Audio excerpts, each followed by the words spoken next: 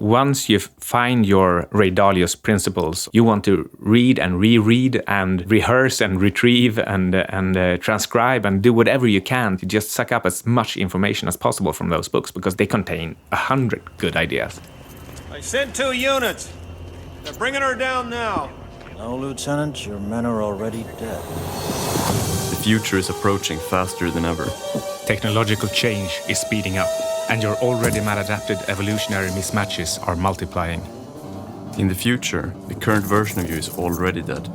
The way around that is to keep learning, keep evolving, mentally, psychologically, physically, and financially. Hi, this is Mikael Syding and Ludvig Sunstrom, and you are listening to Future Skills. This is where we prepare you for an uncertain future of accelerating change. Today we're going to talk about how to build a review file, and this is a premier learning system for the most important things in your studies, work, and creative stuff. This is particularly useful for knowledge workers, professional creatives, and basically everyone else who's really interested in learning things faster. In my Commonplace book, I have more than 400 articles, 100 quote documents, 200 video notes, and a lot of other stuff. This is all inside the software Evernote, and I have more than 7,000 notes in total. Completely impossible to remember. Yeah, exactly. I'm not going to be able to use that, so I need to have some structure to I myself have 819 notes, and I'm just getting started. Yeah, and so the review file, that's where I've stored all my best stuff. It's like a virtual book summary book, only it's more extreme. And it contains the links to the best articles, videos, and books that I've read. And it's very small. I only put the best stuff here. I have maybe 30 resources or something in it. And it's all just linked. Maybe we should just be a little bit more concrete about what a review file is. So it's a file with information that is there to be reviewed, that you should look at it again and again. So what you want to do is periodically be reminded of it and actually access it and go through, just browse the information that is there, and being reminded of the information that you have deemed important makes it easier to actually use that knowledge. There are 2 things that you need to know about the learning process. And I mean, most people, they think just because they know something, like they've heard about it once or twice or read about it, they think they know it. But that just means you're familiar with it. It's a completely different thing to actually know something and how to use it, and that usually takes a long time. And if you take these like really big ideas, things like, power laws, the 80-20 effect, setting goals, visualization, all these like fundamental concepts that pretty much everyone who's into self-development have heard about. If you take these things, most people know about them, but they don't really do them, and it's because they don't use any specific methodologies to doing it. They don't repeat it, they don't review it. So you need to go through multiple steps before it becomes natural. It's very easy to forget even such a simple and powerful tool as the 80-20 method. If you're not reminded of it, then you forget to use it once things heat up and become urgent. And let's go over like more, why do you need this, or why is it important? And it works because of spaced repetition. And spaced repetition is, I think, the most valid, most fundamental learning method that exists, like proven to work. And it works that if you learn something, then you need to repeat it. Otherwise, you forget it. I recently listened to a podcast called Smart Drag Smarts. In it, they talked about the 6 methods of learning. So the topic was learning how to learn. And what they had to say about repetition was that retrieval is actually even more important. It's a special case of repetition, you could say. But rather than just rereading something, you have to force your brain to actually retrieve the information by its own volition and action. You could kind of draw a parallel, because I've kept book summary books for years, and I have over 200 books that I've summarized, like physically, with written pencils. And I've done that for, many years. And then if I'm going to review all of those, it's going to take a tremendous amount of time, because it's all like in tiny notes in a physical book. But if I do it in a small system virtually, then it's much easier to retrieve and use. So when I went through these books like recently, I realized that my learning system, because I have practiced it so much over the last years, so like there was a purpose to summarizing all those books. It made me filter information much more succinctly. But now that I've learned that, I don't really need it so much more. It's like a training wheel almost. I got really inspired when I heard about your book summary books. I tried starting my own, but it never really came naturally to me. Yeah, most people, at least for me, you don't have the natural filters of information and you need to practice it. And it's kind of like, everyone knows that it's important to go to the gym. Everyone doesn't do it, but everyone knows it's important to do. That's like embedded in our culture. But it's not embedded in the culture that it's also important to do brain practice, to like do mental exercises, like spaced repetitions, like having a review file, like having a Commonplace book, like having a book summary book, these kind of practices. And you can practice your brain in different ways. You can do lateral thinking, creativity. You could hone the fundamentals with a review file like this, so that you gather up the best stuff that you have, and then you repeat it over time with spaced repetition. Or like you were saying before, like with the retrieval. It's like, I guess an example of that would be if you're reading, you're working on something, and then it's like, okay, what could be useful in my work right now? And then you skim your review file for information that could be good. I think most people are familiar with how surprisingly little you remember from a good movie. When you see a favorite movie a second or even a third time, you tend to pay attention to a lot of details and even big topics that you somehow forgot. This is, I think, common when it comes to movies, but you don't really think of it in the same way when it comes to non-fiction books. But I think non-fiction books, they are even denser in terms of the information content. So you typically remember a lot less from a good non-fiction book than you do from just an entertaining movie. That's a good point. I think most people, at least many, have a really skewed understanding of what the learning process is like. And I was kind of talking about it before, about how people, just because they're familiar with something, they think that they know it deeply. And there's obviously a big difference. But I think there's another thing. You can make the case that the point of learning is that it should be fun and you should kind of, like self-development, kind of develop as a person and grow and have fun and stuff like that. You could definitely make a case for that.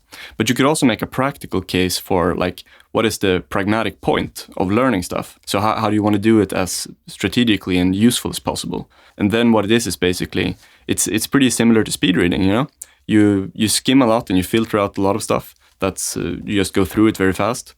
And then you find the few things that are really useful that you want to repeat over the years. And the best example is one idea books compared to multiple idea books that I like to call gold books, like books that have a ton of ideas in them and that are timeless and that they're not going to be useless the next year. And you basically want to speed read and read things if you like to read primarily. But if you want to do that, then the whole point is just to find the few things that are really useful, like evergreen over the long term, and keep repeating it. And then everything else is just like filler in between. You don't need to repeat that. You don't even want to store it. But when you find those really good things, that's what you want to summarize or keep in a review file. Yeah, and once you find your Ray Dalio's principles, or Charlie Munger's, what was it called? Poor Charlie's Almanac or something. Yeah. Those two books, once you find books like those, you want to read and reread and rehearse and retrieve and transcribe and do whatever you can to just suck up as much information as possible from those books, because they contain 100 good ideas. Anyway, what I would like to say about this review file, it's a way of creating a controlled availability bias. Availability bias where you just use whatever is at hand. And this is a way of making very valuable methods and mental models, make them available. So they are in your availability bias, file. No, but like keep it top of mind. Yeah, exactly. And that way you will prime effective and proven models instead of just letting evolutionary mismatched biases reign. Yeah, if you can't do it, then why leave it to randomness? Yeah, exactly. Yeah. Let's talk about now how to do this, the practical steps. Because I think we've covered pretty much like why you should do it and what it is and things like that. So let's cover how to create a review file. But first of all, like who should do this? Again, it's like this is for people who want to learn things and improve their career, especially knowledge workers and professional creatives, but it's also for people who want to become more organized at life. So let's go over how to do this. The first thing you do is you want to start a Commonplace system, and well, you don't need to, but that's a bigger part of it. Like the review file is just a little part in your whole information system, Commonplace. And we like to use Evernote, the software Evernote, for this purpose. This is a free software, but I think, do you have the paid version, Mikael? Yes, I do, because I want to have it available on both my phone and my computer and possibly several computers. Right. So they've limited it now, so you can't have it on, like, that's a function of the paid one now. Yes. Okay. I forget about these things, but I mean, it's important to tell people. I also heard some of our listeners said today that Evernote has changed some things again, probably made it a little bit more expensive and made the free version a little less attractive. Okay. Yeah, I guess that's part of the business model. But anyway, this is a good software and we use it. But you could also use many others. You could use OneNote or, I don't know, Simple Note. Or there are a bunch of these Commonplace softwares. And then after you've done that, you want to create a systematic way to organize the things that you learn and the ideas that you have. For example, you could divide your things into books, quotes, podcasts, videos, lectures, kind of like I was talking about in the beginning, how I have a bunch of notes on these topics, because then I can just easily find them. And then when I can find them, because I have this clear structure, then it becomes easy for me to access them over the years. And then what I want to do is I want to collect a ton of these things over the years, like just as I go about my life. But then I want to also compile them and use them in a practical way. And that's the review file. I think there are two main important tools that you want your Commonplace to have. And one is the ability to create links, and the other is to create tags. So you want every note to contain several tags, so it's easy to find them according to topic. So you need to be able to tag them pretty extensively, I think. And the other feature is to be able to link documents, so you can create a hierarchy. I, for example, like to use a top document, which I can just very easily browse through. That's almost like a review file, even if it isn't. It's just my master document. And through that one, I can hierarchically find things. So you want to be able to find things both hierarchically and topically. Yeah, I think you have a very clear mind when it comes to that kind of hierarchy thinking. And I also think it's, like you were saying, those two features, linking and categorizing, they're important to have, like to base your Commonplace around that. But I also think that they're really valuable for when you want to work on the phone. Because if you're a knowledge worker and you're good at like structuring up your work into processes, like separate work processes, then you should be able to work on your phone using a Commonplace if you're a bit clever about it, which is really nice. But let's talk about how to put together a minimal review file. So off the top of your head, like if you're over 30 or 35 years old or something like that, and you have some practical work experience, and you've probably like learned a bunch of things throughout your life, and read books and listened to educational podcasts and whatever, like interesting learning resources, then you should be able to do these things. You should be able to list your top 5 books and other learning resources. You should be able to divide it into relevant categories if you have a lot of it. And then you create this review file where you place all of it and you link to the content that you can find it easily with one button click. And then finally, you want to set a reminder for when you should use it, like every quarter or something, or every time you work on a project. So how would you say that your review file actually looks, just in a very tangible fashion? What is it? Is it a note, and in the note you have links to a lot of things, or what is it? Yes. I have all my best learning material, and I have it divided up in categories. And then the categories first is just a general category for like all the best stuff that really inspired me. And it's like for example, these multiple idea books that are hard to categorize because they're just drawing on smart ideas from all areas of life. So it's hard to categorize them. So you actually have to create the review file notes by itself. Yes. Yeah. And how do you set the reminders? Do you have a reminder for the review file per se? So you just have to, like every month you get a ping that says, look in your review file. Yeah, I have it both inside of the software Evernote, and I have it on my Google Calendar as a recurring reminder. Okay, and I don't need to do anything after I do it one time. All right, and the recurring reminder, it tells you to look in the review file, not Yeah. in the specific links. No, that it just say to look in the review file because I have a shortcut for it. Yeah. So I just click on it one time and then I'm inside and then I look in it. The reason I ask is that my master document kind of fulfills almost the same need as the review file, but I also think that maybe I should create a specific review file, but I'm thinking in terms of how to do it, and that would be one way. Another is to just tag the most important documents or notes with the tag review file. Yeah, you could do that too. I do that too, but I don't use it. I just do it. That's like the stuff that I want to maybe collect in it. But if you already know what you want to put in it, then you could just use a saved search for it like that. That would be like Evernote specific advice, I guess. Yeah. I think a good thing, of course, with creating a specific review file as you do is that you have to think about it seriously, and you get almost the retrieval effect already. Yeah. I don't want to get too stuck, too hung up on the specifics, because I think the whole idea is the most important. I think you can recreate the idea in multiple mediums, and you could even do it like neither of us keep a physical Commonplace book because it would take forever to do.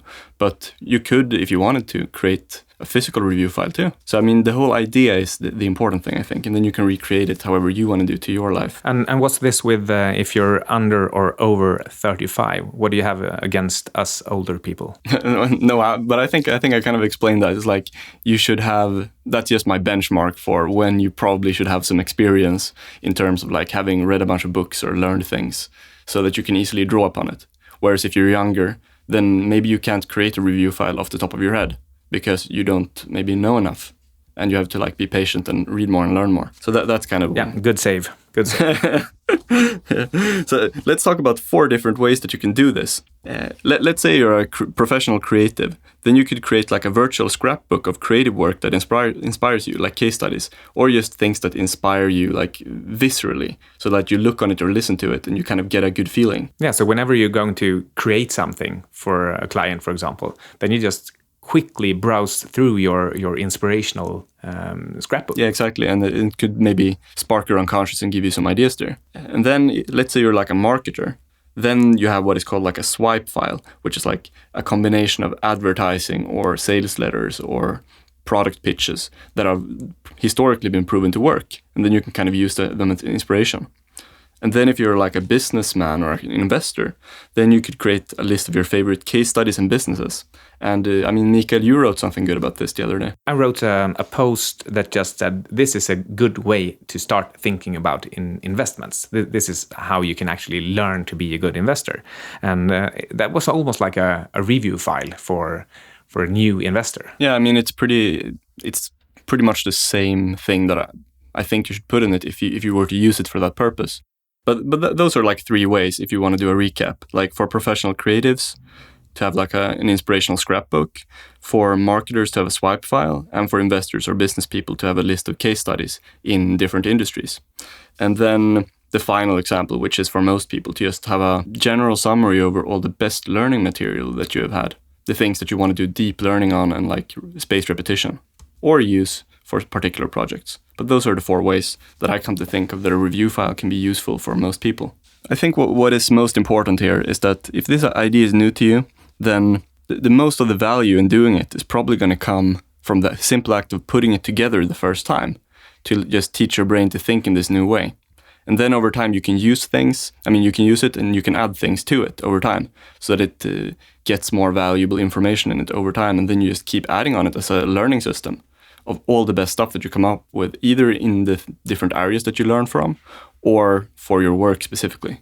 Since we are the last decade have learned a lot about how memories form and how we can use those memories. What we are talking about today, about the review file, that actually builds upon exactly how the brain really works in terms of memories. In the brain, it's almost like memories and the brain's wiring. It's like paths in wet sand or in the forest.